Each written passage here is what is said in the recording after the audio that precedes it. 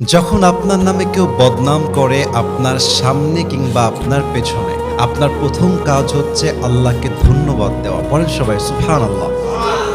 কি সুন্দর কথা আল্লাহ তাআলা বলছেন, খুব খেয়াল করবেন। আল্লাহ বলছেন, সবর ধারণ করো তাদের কথার ব্যাপারে যারা তোমার ব্যাপারে বদনাম করে। এর কারণ আমি আল্লাহ জানি তারা যা বলছে সত্য নয়, বরং তুমি হচ্ছ আসল সত্যবাদী। তুমি সেই অন্যায়টা করো নাই। এবং মাথায় রাখবা, যখন তোমার নামে কেউ বদনাম করে তোমার লাভ হচ্ছে দুইটা। এক, তোমার সমস্ত গুনাহ তাদের আমলনামায় চলে যাবে এবং তাদের সমস্ত সওয়াব তোমার আমলনামায় চলে আসবে। সুবহানাল্লাহ।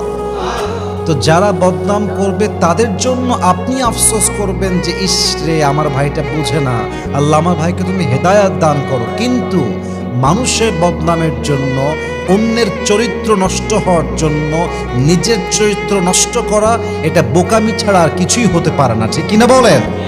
অতএব আজ থেকে বদনাম করলে নারাজ হবেন না, মন ছোট করবেন না, ভরসা রাখবেন এক সত্তার উপরে, তিনি কে?